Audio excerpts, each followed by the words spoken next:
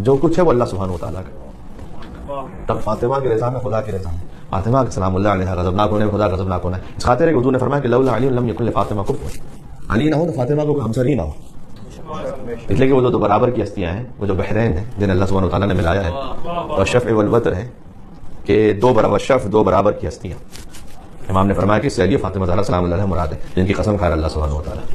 تو یہ جو دو برابر کی ہستیاں ہیں، اب اس میں معانی کا سمندر گشودہ ہے. جب حضور مکرم یہ فرمائے کہ علی ہم کفو زہرا ہے.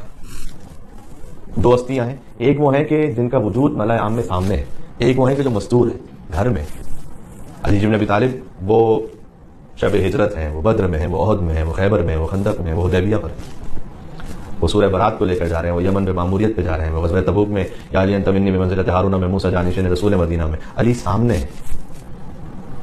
تو فضائل ان کے سامنے ہے، علی کی سخاوت سامنے، علی کی شجاعت سامنے، علی کا علم سامنے. سیدہ سلام اللہ علیہ کی عظمت کیسے سامنے آئے جبکہ بی بی بہت ضروری امور سے گھر سے باہر تشریف لائی ہے، یا مباہلہ کے میدان میں اپنے بابا رسول اللہ کی رسالت کی صداقت کے لیے اور گواہ بن کر آئیں، یا دربار فدق میں امیر المومنین علی بن ابی طالب السلام کی ولایت کو ثابت کرنے آئے. تو معمولاً بیوی سامنے نہیں ہے اس طرح سے. تو ان کی عظمت کیسے واضح ہو؟ فرمایا کہ بس علی کو دیکھ رہے ہو نا، اگر علی نہ ہو تو فاطمہ کی برابری کرنے والا کوئی نہ ہو. اب اس کا مطلب کیا ہے؟ یعنی علی قطب عالم امکان ہے. عالم امکان کا مرکز مولا علی ہے. علی قطب عالم امکان ہے. علی مولا المومنین، علی یعصب الدین ہے، علی نبی عظیم ہے، علی مبید الشرک والمشرکین، علی قاتل الناکثین والفاسقین والمارقین، ابو الیتامى والمساکین ہے، باب حکمت رب العالمین ہے، عمود الدین ہے، اول العابدین ہے، علی شبیہ ہارون ہے، علی نفس الرسول ہے، علی زوج البتول ہے، علی سیف اللہ المسلول ہے، علی امیر البرراء ہے، قاتل الفجراء ہے، قسیم الجنت والنار ہے، صاحب اللواء ہے، سید العرب ہے، کشاف القرب ہے، صدیق اکبر ہے، فاروق اعظم ہے، علی کرار ہے، برادر جعفر طیار ہے، اہل فرار ہے، مصباح الدجا ہے، ابن عبد المصطفیٰ ہے، لیث الورا ہے، حازم الاسلام ہے، حازم الاحزاب ہے، قاسم الاسلام ہے، معیذ الاولیاء ہے، مذل الاعداء ہے، اخطب الخطباء ہے، قدوۃ اہل الکساء ہے، امام الائمۃ والاتقیاء ہے، ابو سید الشہداء ہے. علی مکی ہے، مدنی ہے، طالبی ہے، عروۃ الوثقیٰ ہے، لیث الورا ہے. سبحان اللہ. علی ولی اللہ ہے، سر اللہ ہے، عین اللہ ہے، ید اللہ ہے، باب حکمت اللہ ہے، موضع سر اللہ ہے، اور حب علی رحمت اللہ ہے، اور بغض علی لعنت اللہ ہے. ان تمام تر عظمتوں کے بعد علی ہم کفو زہرا ہے.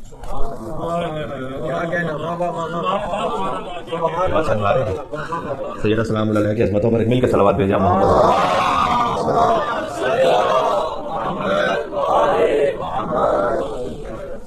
وجہ گفتگو بہت محدود ہے وقت کے حوالے سے بھی، تو میں چاہتا ہوں کہ اب یہ جب ہم کف ہے تو کائنات کا بہترین خانوادہ جو اس روئے زمین پر جس نے زندگی گزاری ہے وہ خانوادہ زہرا ہے. فی بیوت اذن اللہ ان ترفع ویذکر فیہا اسمہ، سورہ نور کی آیت ہے کہ کچھ گھر ایسے ہیں کہ جن کی تعظیم کا اللہ نے حکم دیا ہے. اور جب رسول اللہ سے پوچھا گیا کہ کون سے گھر ہیں تو پہلے حضور نے فرمایا بیوت الانبیاء، انبیاء کے گھر وہ ہیں کہ جن کی تعظیم کا اللہ نے حکم دیا ہے. خلیفہ اول نے اٹھ کے پوچھا کہ یا رسول اللہ ھذا البیت منا، کیا یہ گھر بھی انہی میں سے ہیں؟ واشار الی بیت علی بن فاطمہ. بزرگان اصحاب بھی یہ جانتے تھے کہ اگر رسول اللہ نبی کی فضیلت بیان کریں تو اس میں کوئی اور صحابی شریک نہیں ہو سکتا ہے علی بن ابی طالب شریک ہو سکتا ہے. گنجائش نہیں ہے کہ کوئی اور انبیاء کی فضیلت میں شریک ہو سکے. جب رسول اللہ نے کہا کہ یہ انبیاء کے گھروں کی بات ہو رہی ہے تو ھذا البیت منھا، کیا یہ گھر انہی میں سے ہے؟ حضور نے نہیں فرمایا کہ گھر انہی میں سے، فرمایا نعم من افضل ہے. یہ نہیں فرمایا کہ گھر انہی میں سے، فرمایا افضل ترین گھر ہی علی و فاطمہ زہرا سلام اللہ علیہ کا ہے. تو یہ کائنات کا وہ افضل ترین گھر ہے، وہ افضل ترین خانوادہ ہے. میں اس سے ایک نتیجہ عرض کرنا چاہتا ہوں. شیخ سلیمان قنزوزی حنفی نام سے ظاہر ہے کہ اہل سنت مسلک سے تعلق رکھتے ہیں. ان کی کتاب جناب المودہ، اس میں انہوں نے اس حدیث کو لکھا ہے کہ حضور نے فرمایا تھا کہ اگر اس روئے زمین پر علی اور زہرا اور حسن اور حسین سے بڑھ کر کوئی ہستی ہوتی تو اللہ سبحانہ و تعالیٰ مجھے انہیں لے جانے کا حکم دیتا میدان مباہلہ میں. میدان مباہلہ میں اللہ سبحانہ و تعالیٰ کا یہ امر کرنا کہ لے جائیے آپ اپنا انا و ابناکم ونساءنا ونساءکم وانفسنا وانفسکم، ان ہستیوں کو لے جائیے. یہ اس بات کی دلیل ہے کہ ان سے بڑھ کر روئے زمین پر کوئی زندگی گزارنے والا نہیں ہے. اب کچھ پرنسپلز ہیں، کچھ فنڈامنٹل ہیں کہ جو ان کے گھر پر حاکم ہے. ذرا غور کیجیے گا. اس پہ کبھی تفصیل سے اور بات کریں گے. میں چاہتا ہوں کہ کچھ باتیں 1-2 پوائنٹس مختصر سے آ جائیں. گزشتہ 2-3 مجالس جو ہوئی اس میں ایک موضوع یہ رہا کہ ماں باپ کو بیٹیوں کے ساتھ کیا تعلق رکھنا چاہیے اور انہیں کیا کیا سکھلانا چاہیے, اور پھر کل کی گفتگو میں رہا کہ ماں باپ کو بیٹوں کے ساتھ کیا کیا تعلق ان کا کیسا ہونا چاہیے, کہ انہیں کیا سکھلانا چاہیے, انہیں کیا father should teach his son, کیا کیا اسے سکھلانا چاہیے. 14 اصول کل پیش کیے تھے, کچھ مومنین وہاں پر ہیں. تو میں چاہتا ہوں کہ آج اس کو تھوڑے سے کنٹینیوشن میں خانوادے پر بات ہو جائے. اور بہت مختصر, ایک عالم دین ہے, انہوں نے خود ہی بیان کیا کہ جب میں ان پرنسپلس کو دیکھ رہا تھا کہ یہ اصول وہ ہیں کہ جو غیر قابل تغیر ہیں. دیکھیں, آپ کے گھر کا انداز بدل جاتا ہے, آپ کی وہیکل بدل جاتی ہے, آپ کے لباس بدل جاتا ہے, لیکن کچھ فنڈامنٹلز ہیں جو نہیں بدلتے. ہم جب یہ کہتے ہیں کہ ہمیں سیدہ سلام علیہ کے گھر کے مطابق اس سیرت کو اپنانا ہے, تو اس کا مطلب یقیناً یہ نہیں ہے کہ اس زمانے میں جو گھر جیسے ان کا بن رہا تھا تو آج آپ ایسے گھر بنائیں گے. آج تو کونسل آپ کو اجازت ہی نہیں دے, تو وہ تو بات ہی ختم ہو گئی. یہ مراد نہیں, مراد یہ ہے کہ کچھ ایسے اصول تھے کہ جو قیامت تک ویسے ہی رہیں گے. سیدہ سلام علیہ نے مولا علی علیہ السلام کے ساتھ 9 سال زندگی گزاری ہے. اگر 90 سال بھی زندگی گزارتی تو یہی اصول رہتے. مثال کے طور پر اس میں ایک ہے اصل صداقت, سچائی. مثال کے طور پر ہے اصل معنویت. گھر کے اندر جو فضا ہے اور جو فیصلہ, جو بھی ڈیسیشن ہوتا ہے, اس کا جو معیار ہے وہ مادیت کو ہونا چاہیے یا معنویت کو ہونا چاہیے. یہ اصول بدلنے والا نہیں. یعنی ازدواج ہوا امیر المومنین کا سیدہ سلام علیہ سے, اور فرمائیں کہ ہم جیسے عبادت کرتے آئے ہیں اپنی زندگیوں میں, تو آج بھی اسی طرح سے عبادت کے ساتھ ہی آغاز کریں. اس طرح سے کہ جب امیر المومنین تشریف لے جائیں رسول اللہ کے پاس اور حضور یہ پوچھیں کہ آپ نے اپنی زوجہ کو کیسا پایا, تو امیر المومنین بیان فرمائے کہ نعم العون علی طاعت اللہ, میں نے فاطمہ زہرا کو عبادت خداوندی میں بہترین مددگار پایا. اچھا, اسے قیاس نہیں کیجیے گا ہم اور آپ سے, عبادت خداوندی میں, اطاعت خداوندی میں بہترین مددگار پایا. یعنی مثال کے طور پر یہ کہ ہم سو رہے ہیں اور پھر زوجہ آ کے جگہ کہ فجر کا وقت ہو رہا ہے تو اٹھ جائیے, تو اس طرح کی کوئی اطاعت خداوندی میں بہترین مددگار پایا, یا علی بن ابی طالب کی اطاعت کی بات ہو رہی ہے کہ جن کے ایک ضربہ ثقلین کی عبادت سے افضل ہے, اس عبادت میں بہترین مددگار پایا فاطمہ زہرا سلام اللہ علیہا کو. بات واضح, ایک مل کے سلوات بھیجیں, نام ہے حجر کرار اور نام ہے بی بی فاطمہ زہرا سلام اللہ علیہا. اللہم صل علی محمد.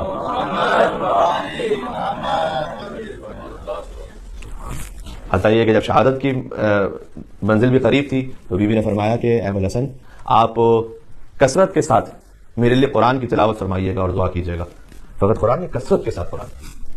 تو ایک معنویت وہ حاکم تھی گھر پہ. مثال کے طور پر جو زوجین ہیں ان میں اصل تکریم یعنی principle of respect, love and respect, یہ بہت ضروری ہے. آپ کو تاریخ میں ملے گا کہ امیر المومنین اس بات پر زیادہ راضی ہوتے تھے اور انہیں اچھا محسوس ہوتا تھا کہ جب بی بی فاطمہ سلام اللہ علیہا انہیں یبن الام کہہ کے مخاطب کرے. اور بی بی اس بات پر زیادہ راضی ہوتی تھی کہ جب مولا علی علیہ السلام انہیں یا فاطمہ بنت محمد کہہ کے مخاطب کریں, اے محمد رسول اللہ کی بیٹی صلی اللہ علیہ وآلہ وسلم. اللہم صل علی محمد وعلی محمد. یہ جو طرفین کے درمیان احترام ہے, تو اگر ایک خاتون بات کر رہی ہیں اپنے پیرنٹس سے, اپنے عزیز اقربا سے, شرن بھی جائز نہیں ہے کہ وہ غیبت کریں یا بے احترامی کریں اپنے شوہر کی ان کے سامنے, اور شوہر کے لیے جائز نہیں ہے کہ وہ بے احترامی کرے اپنے ماں باپ کے سامنے اپنی زوجہ کی. تو وہ جو احترام کا معاملہ تھا, اور میں نے اس میں 2 لفظ استعمال کیے, لو اینڈ رسپیکٹ, یہ دونوں. اور یہ وہ اصل ہے کہ جو زمانے کے بدل جانے سے یہ اصل تبدیل نہیں ہوگا, یہ ہمیشہ ایسے ہی رہے گا. بات واضح, سبحان اللہ. مثال کے طور پر ایک پرنسپل ہے سمپلسٹی کا. آپ سمپلسٹی کا مطلب کیا ہے؟ سمپلسٹی کا مطلب یہ, کل بھی ایک بات عرض کر رہا تھا, ہو سکتا ہے کہ آپ بہت ساری چیزوں کو اللہ سبحانہ وتعالیٰ نے آپ کو اتنا عطا فرمایا ہوا ہے کہ آپ بہت کچھ افورڈ کر سکتے ہیں. آپ 10,000 کی ریسٹ واچ افورڈ کر سکتے ہیں, $10,000 میرا مطلب ہے. تو کیا یہ عقلی اور منطقی طور پر بہتر ہوگا کہ آپ یہ کام کریں گے؟ ہر وہ چیز کہ جو ہم لے سکتے ہیں ضروری ہے کہ وہ لیں گے. اور اس سے پھر کئی مرتبہ چونکہ ہرس بڑھتی چلی جاتی ہے. لیکن ایک تو ہے ریئل پاورٹی, وہ بھی دنیا میں ہے اور بہت زیادہ ہے, اس میں کوئی شک نہیں. لیکن ایک ہوتی ہے کمپیریٹو پاورٹی, یعنی آپ ہیں نہیں فقیر لیکن آپ اپنے آپ کو کسی اور سے کمپیئر کرتے ہیں تو فقیر اپنے آپ کو محسوس کرنے لگتے ہیں. یہ ذہن کا فخر ہے, حقیقت میں نہیں ہے. امیر المومنین نے حارث ہمدانی کو خط لکھا نہج البلاغہ میں خط موجود ہے کہ حارث جب زندگی گزارنی ہو تو یہ دیکھو کہ تم سے وہ افراد کے جو نچلے درجے پہ زندگی گزاریں وہ کیسے ہیں، ہمیشہ خوش و راضی رہو گے.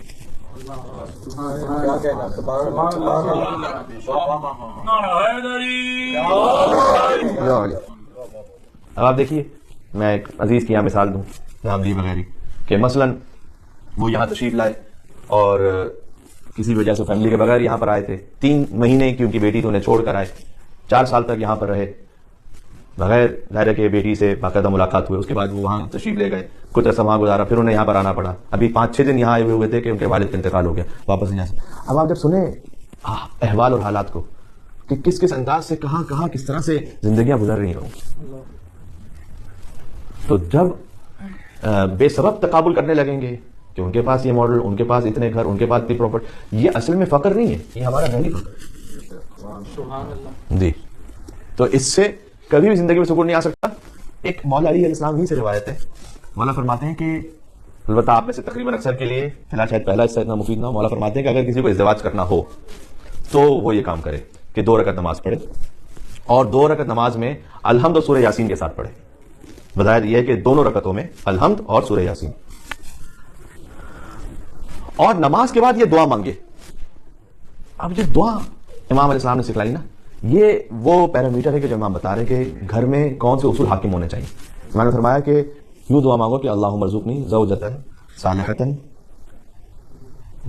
ودودۃ قنوعۃ شکورا غیورا. 5 چیزیں. علی ابن ابی طالب کو وجہ اللہ اسی لیے کہا جاتا ہے. وجہ اللہ کا مطلب یہ نہیں ہے کہ اللہ کا کوئی فزیکل چہرہ علی کے اوپر فٹ ہوا ہوا ہے. وجہ اللہ کا مطلب ہے کہ آپ چہرے سے کسی کے ناراض ہونے یا خوش ہونے کا اندازہ لگاتے ہیں. اللہ راضی ہے یا نہیں یہ وجہ اللہ سے پتہ چلے گا.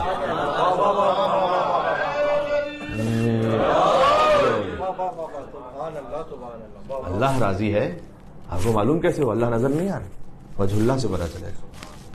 اللہ غضبناک ہے، آپ کو معلوم کیسے ہو؟ وجہ اللہ سے پتہ چلے گا. یہ ہے وجہ اللہ کا مطلب. ایک حدیث ہے بہت لطیف ہے، جب میں تو ویسے اپنے وجود میں جنت جھوم جاتا ہوں. حضور نے فرمایا کہ علی ممسوس فی ذات اللہ. کوئی اللہ سے اتنا قریب ہو.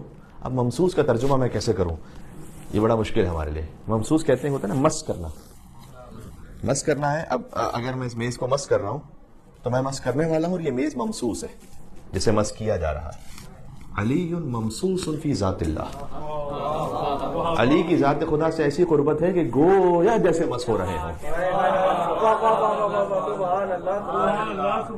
اللہ اکبر. مل کے صلوات بھیجیں محمد و آل محمد.